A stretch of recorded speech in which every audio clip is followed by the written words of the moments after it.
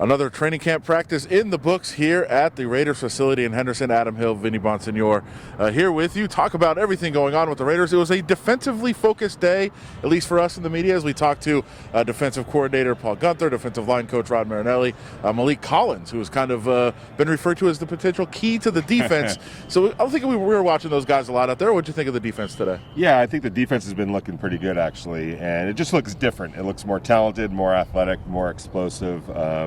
You see the linebackers. Today I was watching Corey Littleton line up all the way outside to defend running backs that were lined up wide, and they're putting him in positions to have to do that here in training camp because he's going to have to see it in the game, but he looks completely comfortable in doing that. He's got that body where you can see him as a safety sometimes, as a linebacker, and also the toughness and the instincts and the intelligence. So guys like that the Raiders just have not had those kind of players the last few years. Then you look at the young defensive line that has a lot of promise and a lot of potential, and the guys that I really like, Trayvon Mullen and Damon Arnett, who bring some swagger to cornerback, and that's something the Raiders have been lacking as well. So you just look at that defense, and now the voices of Rod Marinelli in conjunction with Paul Guenther just looks different, and we'll see if it translates to the field. As Rod Marinelli said, it's a show-me sport. We could talk all we want about how they look out here, in pads, in limited kind of physicality of football, but until they get on the field and show what they're all about, it's all just talk. Yeah, and Arnett made a big splash. There was a video posted of him covering Henry Ruggs downfield, staying with him stride for stride, then coming down with an interception. Chad Johnson tweeted about that, said, wow, this guy looks really good. He should probably give whoever's trading him a raise, which was a very funny comment from Chad Johnson. But Javen White, a guy that a lot of people have talked about, he learned some lessons today. That happens. The veteran tight end, Jason Witten, he kind of beat him a couple of times, and I think Javen was a little frustrated on the field, so we got to see that. Malik Collins is a guy that has been called the key to the defense for the Raiders. He was asked about that today. He said, hey, John Gruden has put a lot on you. He said, you're the key to the defense. How do you feel about that? I'm really excited for this next step, what I'm going through currently. And yeah, he singled me out a lot, actually. But I mean, I'm ready for it.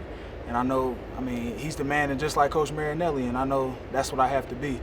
So that's Malik Collins, one of the big guys along the defensive line, a guy they're going to be counting on to really help transform and get a lot more pressure on the quarterback, and that helps the rest of the defense as well. On the other side of the ball, Marcus Mariota struggled Sunday, got a little bit more consistent, throughout Monday and Tuesday's practices, but today was another struggle for Marcus Mariota. He's trying to do a lot. He's trying to learn, some new things, learn the new system, but some of the throws were just not good today. No, they were pretty much awful, actually, and he would tell you, he'd be the first person to tell you that. Just no question when you're overthrowing a guy on a little swing pass by 4 yards, driving it into the ground, something ain't right. It's going to be an adjustment for Marcus Mariota. We all kind of knew that. If you're being honest with yourself, first of all, here's a guy that got replaced as a starter in Tennessee, so I'm sure the confidence wasn't sky high. He's a guy that's coming off some injuries, so that is always a challenge to come back from. And then you're on a new team in a new city, learning a new system for the first time with no offseason, no mini camps, no OTAs. None of that happened this year for Marcus Mariota, so he's coming into the situation almost blind, really, and to have to try to put it together in the quick manner that he's been asked to do that, it was probably a bit ambitious to think that he would come in here for anyone who thought he was going to challenge Derek Carr for a job, which that was never the case, or it was never the plan, and we're seeing why that it probably is the case here on a daily basis as Marcus Mariota struggles to get back confidence-wise and to get an understanding of this playbook. Well, speaking of going in blind, the Raiders will not have to go into Allegiant Stadium blind. They will get out there on the field tomorrow. They're going to hold a practice out there.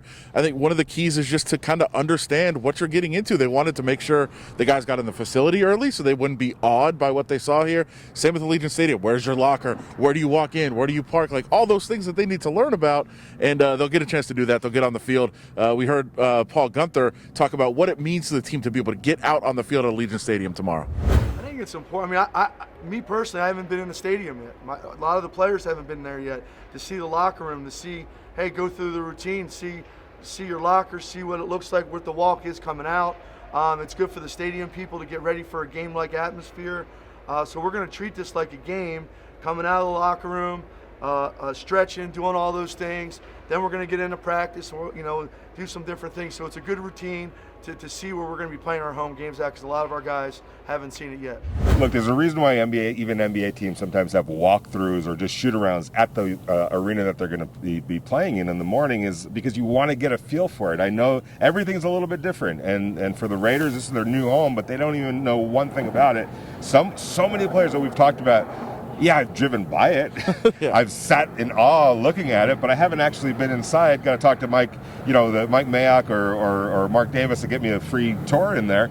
They're kidding around, but they literally haven't been in there. So they will get in there tomorrow.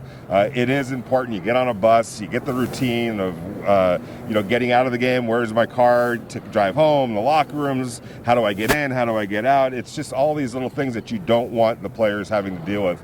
Game one, or season opener, not season opener, but home opener against the New Orleans Saints on a Monday night. You want to kind of get that out of the way, and I wouldn't be surprised, actually, if they do this another time, at least one more time this year. So I don't think that Friday is going to be a one and done. I think there'll be more times where they do this. So we'll be out there tomorrow. We'll check out the stadium. We'll bring you guys everything you need to know, of course, close to the public, but we'll be out there and check everything you need to know about the stadium, about the practice, and about the Raiders from the Review Journal, VegasNation.com, and download the app. For Vinny Bonsignore, Adam Hill, we'll talk to you guys again tomorrow from Allegiant Stadium, Yes. Friday's practice for the Raiders.